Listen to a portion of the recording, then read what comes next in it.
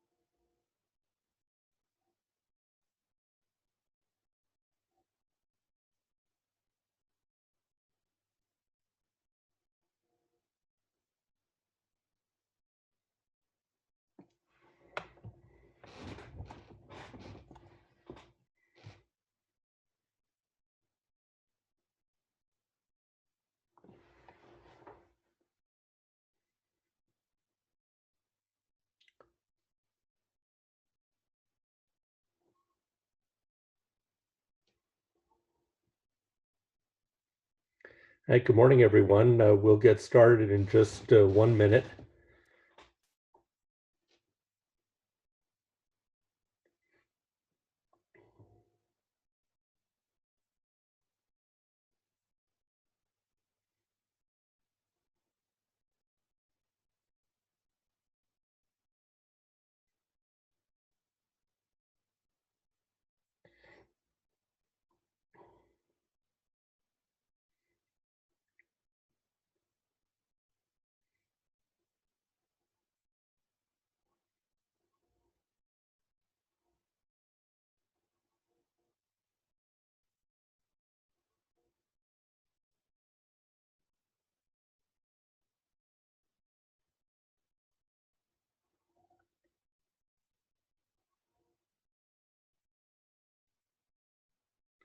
All right, good morning. Thanks for coming to the webinar. For those of you who don't know me, I'm Howard Ehrenberg. I'm the managing partner of SulmeyerKupetz, where I've been a practicing bankruptcy attorney for the last 34 years. I'm also on the panel of Chapter 7 bankruptcy trustees for the Central District of California. And most recently, I became certified as a mediator, and I am on the mediation panel for the Central District Bankruptcy Court. And I hope that the technology is going to work well today. I'm speaking to you from my home. Behind me is a virtual picture of my kitchen window. I hope the cat doesn't jump in my lap. I hope you don't hear the gardener next door, but if you do, I apologize in advance for any technical problems. I wanted to do this webinar today because I believe that mediation is a means of resolving problems that has always been around, but is especially important now that we're still in the midst of the pandemic and have few options for being able to resolve issues in person. So with that, we will get started. I've put up my PowerPoint, so hopefully you'll be able to see it. So first, as I said, I'm a big proponent of mediation. I think that when the parties can resolve their own problems without the need to go to a judge, that most of the time they're going to end up being better off. It's not a zero-sum game where there has to be one winner and one loser. Of course, sometimes people are adamant and they absolutely must win at all costs, and sometimes you're just not going to be able to talk people out of that. But I think that the statistics show that mediation is an excellent way of resolving problems. In the Central District Bankruptcy Court, more than 80% of the mediations that are ordered by the judges do result in settlement agreements. But I point out that a successful mediation is not one where everybody ends up hugging and singing Kumbaya. Instead, a successful mediation is where everybody is a little unhappy, but the matter is over and people can move on with their lives. It's also very important to point out that when doing mediation, the parties are saving an enormous amount of time, energy, and resources, including money, in that the cost of going to trial is generally much, much more expensive. So other than in the largest of lawsuits, where the cost of litigation is small compared to the outcome, in most of the cases that I deal with as a mediator, the cost of litigation is a major factor. And while one party usually thinks they're being sued unfairly and that the cost is unfair, the fact is it exists and it has to be dealt with. And the best way to try to deal with that is to get it resolved as quickly as you can and at the lowest cost possible. So since we can't do these in person, where the court says, go to the mediator's office and everybody sits in a separate room, we can't do those right now. Now, it's not the case that the office isn't available, but I have found that most of the people I speak with, at least someone is in a higher risk category or is from another place where they would have to travel from, or simply is uncomfortable being around other people. And I don't see that ending certainly before the end of the year. I've heard that many businesses are already telling their remote workers that they can work remotely through June of next year. So I think what we all need to do is learn how to conduct a mediation using technology as the next best thing. So today we're doing this webinar using Zoom. You may recall if you've been to other webinars at the firm, it used to just be a telephone with no video. But now Zoom seems to have taken over the world. I didn't know what it was a year ago, but now it's sort of my best friend. And while there are other technologies, Microsoft and the other internet providers all have their own, I have found that Zoom is the easiest to use, especially for people who may not be highly technologically sophisticated. I put myself into that group, and I'm able to use Zoom with little difficulty. One of the benefits of Zoom as a mediation tool is it has the ability to create what's called breakout rooms. So when you set up the mediation with everyone's email, you can then assign the different people into different breakout rooms, meaning the plaintiff can be in one breakout room and the defendant in another. Sometimes you even have multiple plaintiffs and multiple defendants, and you can create essentially an unlimited number of breakout rooms. And then just using the control panel, the mediator can then go from one room to another. And so it's the functional equivalent of being able to walk from one office to another to speak with the other people. It's also useful to note that if it is appropriate, that you can pull someone out of a breakout room and put them into another breakout room. Sometimes we find that maybe if the lawyers speak together outside of the presence of their parties, their clients, that they can have some useful discussions. Sometimes it's useful to have the parties speaking to each other. Often these matters are very personal and emotional, and it is sometimes useful out of the earshot of the lawyers for the parties to just sort of talk it out, and maybe they can come to a resolution. Regardless of the situation, the idea of using breakout rooms and the ability to move people around is a definite technological benefit to a remote mediation. I highly recommend that you set up a test mediation in advance of the actual mediation. As I said, many people have not done this before. They may have difficulty logging in. They may have difficulty hearing.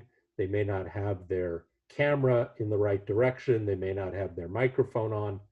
And what you don't want is to spend half an hour people calling back and forth, trying to log in, figure out what the password is.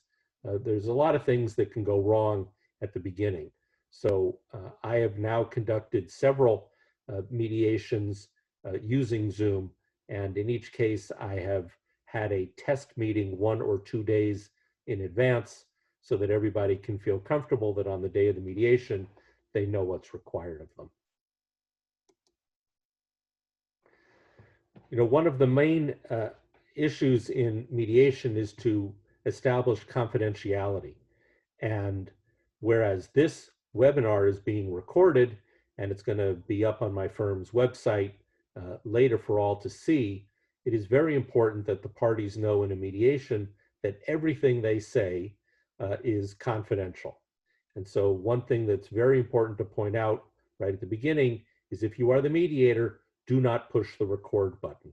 It is unfair to the parties who think that they are speaking confidentially, that they could be recorded for others to listen to later on. Sometimes people just want to vent. They need to get their feelings out. They're willing to tell it to their lawyer. They're willing to tell it to the mediator. They don't want it told to the other side. So it's imperative that confidentiality be maintained throughout the process. Part of that also is, if you haven't done a mediation before, I have a standard form. I'm sure all the other mediators do too, which states that everything said is confidential. And the mediator points out to all of the participants that unless someone says specifically that something can be repeated to the other side, it will not be repeated to the other side. So I think it's very important that both during the test and at the beginning of the mediation itself, that you remind all of the parties of the nature of the confidentiality. Mediation statements is something that I've been using for quite a while. I don't believe that it needs to be in the form of a legal brief.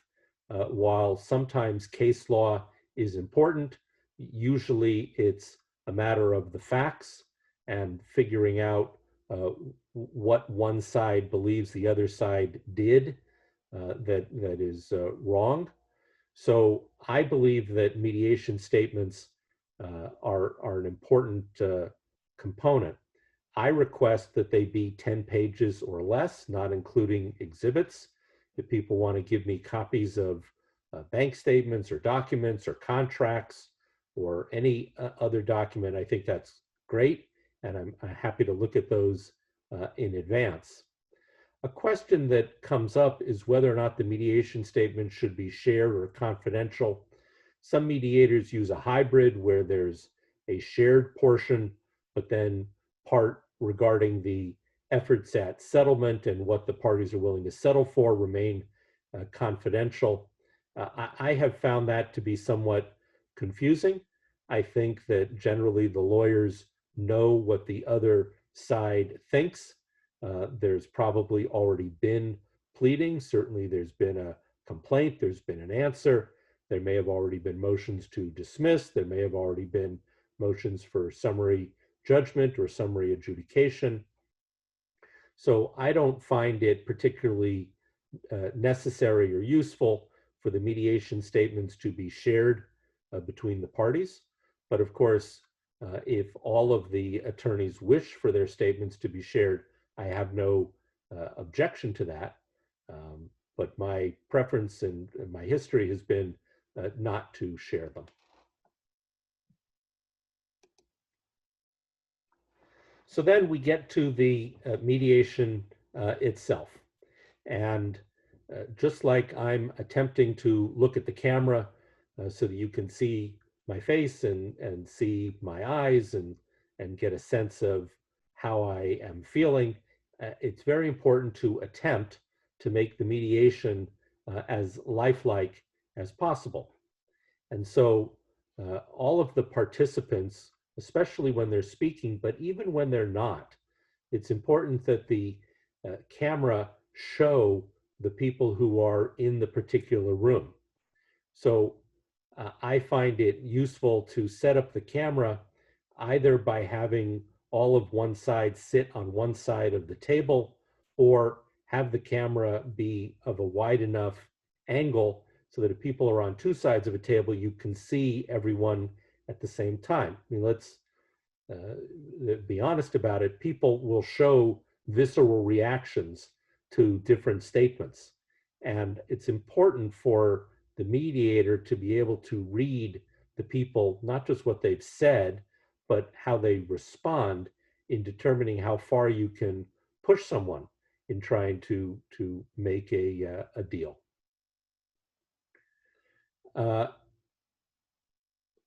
One of the things that we try to do in mediations is let's try to get to the point.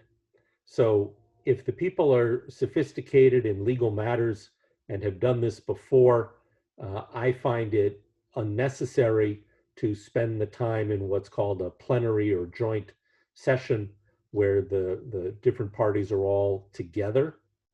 But sometimes, especially in matters that may be personal, the parties need to get something said and they want the other side to hear it.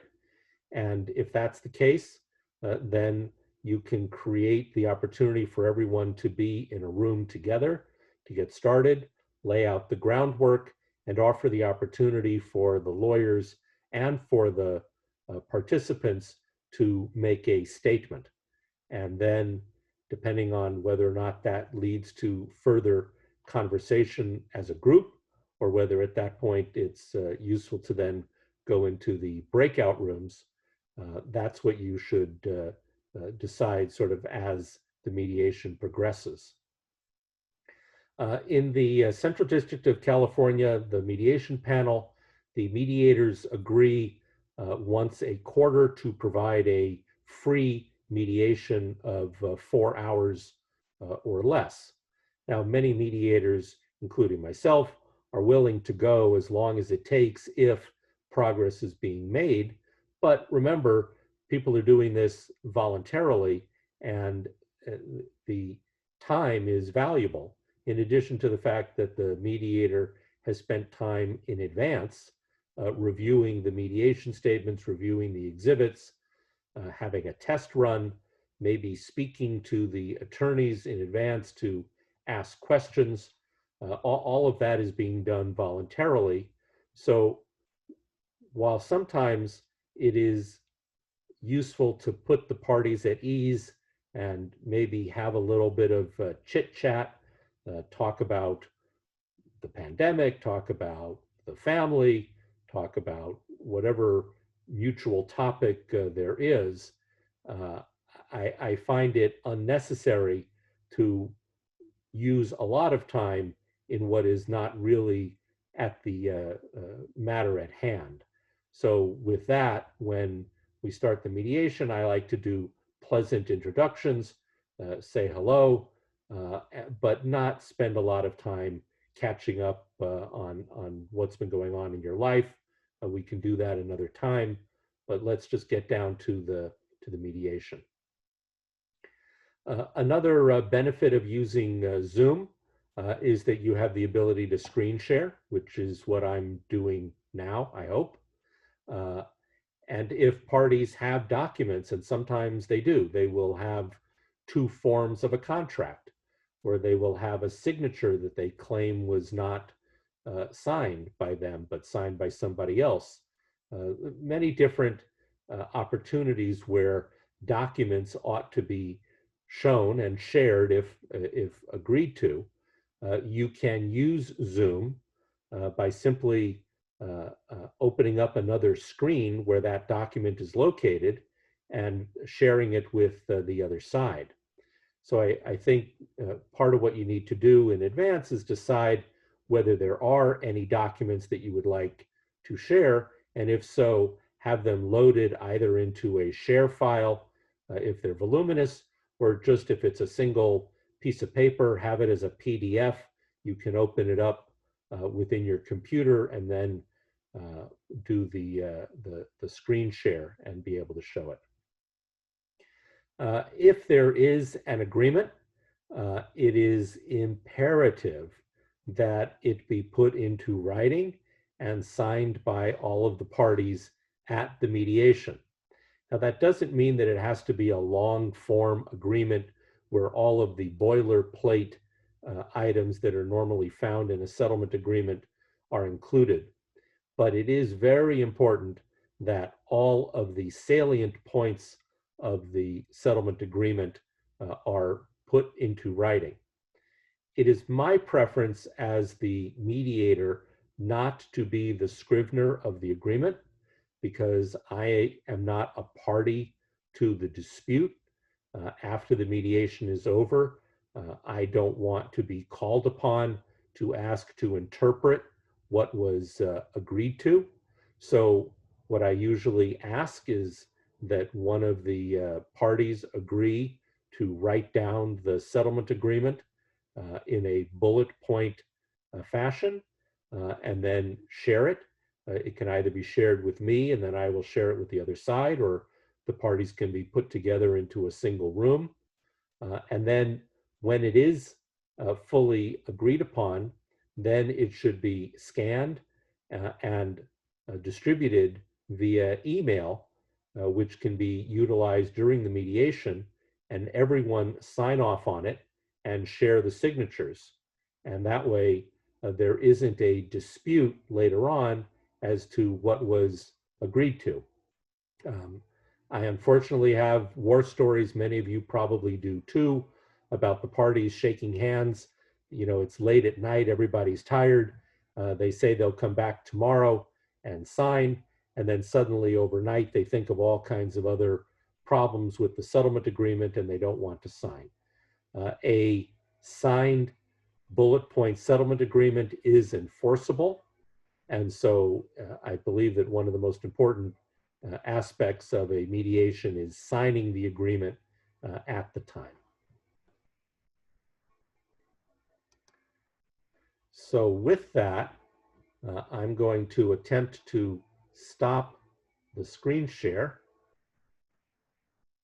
Well, I guess there was one more, was my resume, but I guess you all know who I am. I'm the managing partner of SulmeyerKupetz. We're a 67-year-old law firm headquartered in downtown LA. We've practiced primarily in the area of bankruptcy and insolvency, general business matters. I represent all different parties in bankruptcy cases. I'm a mediator, I'm a bankruptcy trustee. I wear a lot of hats. I don't know who that handsome guy is on the screen there, but I don't recognize him.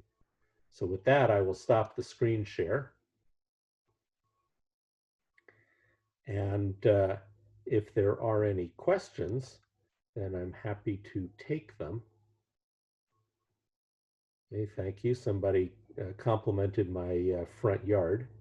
I'll tell my wife that you liked her roses. But does anybody have any questions about the mediation process or how to conduct it using technology?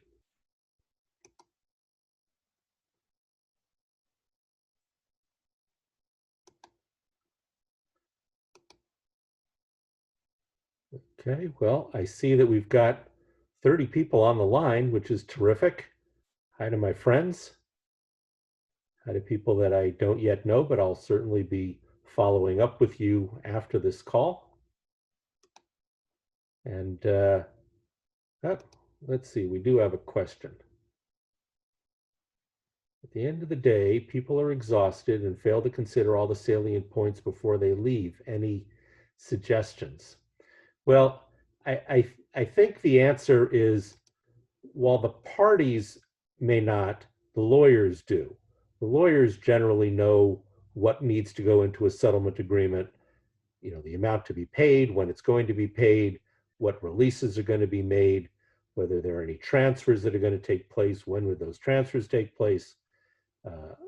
And so I think if you make sure that the lawyers are capable of still handling it, that's okay. I agree that the parties, especially if they're not legal savvy, may not know all of the issues that need to be dealt with, but I think the lawyers can. Ben, yes, you'll get a half an hour of MCLE credit, and nice to see you. Hope all is well with you. Okay, let's see. Should an attorney and his or her client be physically together when participating, or can they each participate from different places? That's the nice thing about using Zoom, is that the parties don't have to be with their lawyer, and the lawyer and the client can speak privately. When the mediator leaves the breakout room, the parties are still there and able to talk to each other. So if it is inconvenient or difficult for the party and their lawyer to be physically in the same room, they don't have to be. And they could be assured that they will have privacy when they want to speak when the mediator is not present. Howard, do you review the settlement agreement and point out things which you believe are missing? Yes, I do. Again, I don't get into the actual settlement, but I do try to make sure that the settlement agreement includes all of the basics. I have a form that I have used in the past that I can share, which is a basic template of a settlement agreement. And so that can be distributed, and it has several provisions so that most everything that would be in a settlement is on the form, and I'm happy to share that if anybody likes.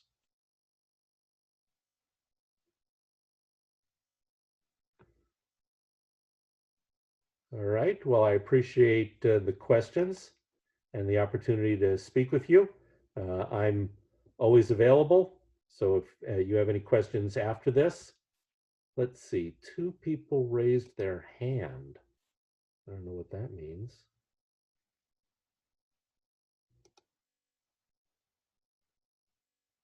I guess somebody's just waving hello to me. Okay. All right. I'll wave back. So again, thanks very much for participating today. And I hope you all have a great day. Okay. Thanks a lot. Take care. Bye-bye.